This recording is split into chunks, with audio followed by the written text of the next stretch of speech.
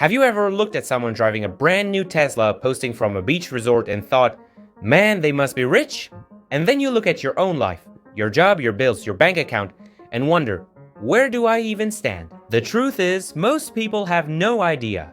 They might feel broke even when they're doing fine, or feel rich when they're actually drowning in debt. Because when it comes to money, what we feel and what's real are two completely different games. Let's break this down. Not in a boring financial lecture way, but in a real human way. Because if you don't actually know where you stand financially, you're basically playing the money game blindfolded. Part 1. The illusion of being rich. Let's start with this. Being rich today doesn't look like what it used to. Back then, it meant yachts, mansions, gold watches. Now, it's someone flexing a luxury car lease and a rented penthouse on Instagram. Social media made everyone believe they're behind. You scroll through your feed and all you see is success, new cars, new clothes, vacations, six-figure income screenshots. And somewhere in your head, that voice says, I'm failing. But here's what nobody tells you. Half of those people showing off luxury are broke. They're not rich, they're financed, they don't own that car, they owe on it, they don't have freedom, they have payments. So before you even start comparing yourself, ask this. Do you want to look rich or actually be rich? Because those two paths go in opposite directions. Part 2.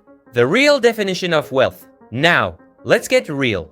Wealth isn't how much you make, it's how much you keep. Your paycheck doesn't define you, your net worth does. Net worth sounds fancy, but it's actually simple. It's everything you own minus everything you owe.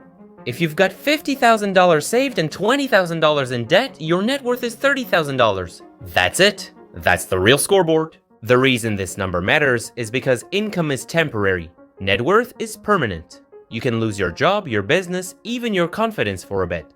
But if you've built assets, that's your safety net. Yet most people never check their net worth. They only check their lifestyle. And that's why so many people stay stuck, because they don't measure what actually matters. Part 3. The feeling versus the facts. Here's a wild thought. You can feel broke while being in the top 20% of the country, or feel rich while you're one paycheck away from broke. Why? Because money is emotional. It's about what we see around us, not what we have. Let me give you an example. Say you live in Kansas with $600,000 in net worth. Nice home, no major debt, good savings. You'd feel secure, maybe even rich. Now move that same $600,000 to Los Angeles. Suddenly you're renting an apartment, paying crazy taxes, and your neighbor just bought a $3 million home. Same number, completely different feeling. That's the hidden truth about money. Wealth is not just about numbers, it's about context. Part 4. The real numbers. Brace yourself. Alright, enough talk. Let's put some real US numbers on the table. This is where things get interesting. According to the latest data, the median American household net worth is about $193,000. That means half of American households are below that and half are above. But the average? Over $1 million. Sounds insane, right? That's because a tiny fraction of ultra-wealthy families pull the average way up, just like one giant in a room full of normal people would raise the average height. Now here's roughly how the money ladder looks in America today. Lower class, $0 to $17,000, net worth. Lower middle class, $17,000 to $43,000. Middle class, $58,000 to $169,000. Upper middle class, $500,000 to $2 million. Upper class, $2.6 million and above. And yes, to reach the top 1%, you'd need roughly $10 million. Shocking? Maybe, but don't let that discourage you, because these categories are not cages. They're just snapshots of where you are right now, not where you'll stay. Part 5. The money traps nobody talks about. Now that you know where you stand, let's talk about what keeps people stuck in those categories. The biggest one? Lifestyle inflation. You make more money, you spend more money, you get a raise, and suddenly your old apartment isn't enough. Your 2018 car feels outdated. You start eating out more, upgrading everything, and before you know it, your raise is gone. Here's the trap. Your income goes up, but your net worth doesn't. You're earning more, but feeling just as broke. That's why so many people earning $150,000 a year still live paycheck to paycheck, because they're chasing comfort instead of freedom. Here's something to remember.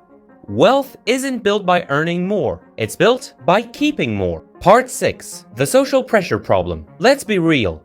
A lot of financial stress doesn't even come from your actual situation, it comes from comparison. You might be doing fine until your friend gets a promotion or buys a new car, and suddenly you feel behind. It's a toxic loop because there's always someone richer, always someone with more. But wealth doesn't care about what other people have. It only cares about your numbers and your habits. People love to post their success, but almost nobody posts their debt. No one's showing their credit card bills or late night money anxiety. So don't judge your chapter 3 by someone else's chapter 10. Part 7. The smart way to climb. So, how do you actually move up? Here's the simple truth that 99% of people ignore. You don't get rich by being flashy, you get rich by being consistent. Let's go level by level for a second. If you're in the lower class, the first goal isn't investing in crypto or stocks. It's stability. Get out of high-interest debt, build a $1,000 emergency fund. Learn a skill that increases your income. That's how you create breathing room. If you're in the lower middle, your focus should be margin. Save aggressively, start small investments, automate your money. Every dollar you keep is another brick in your foundation.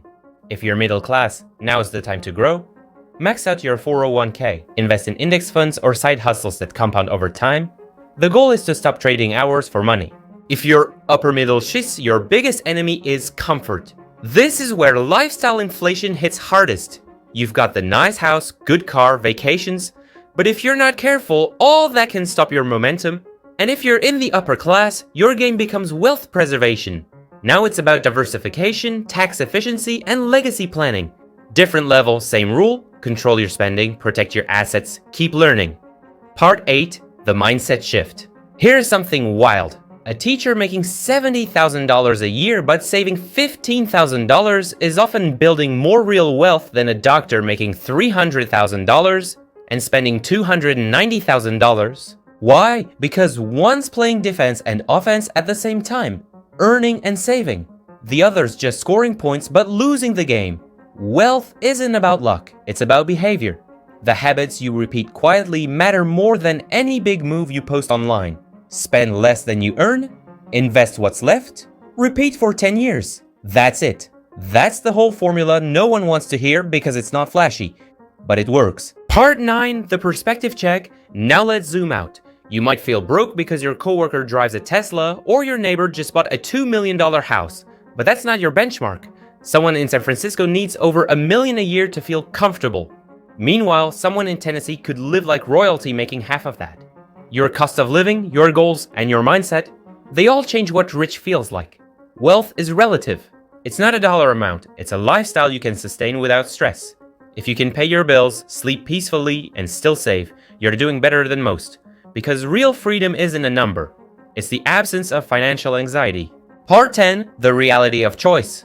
At the end of the day, your net worth is just a reflection of your past decisions.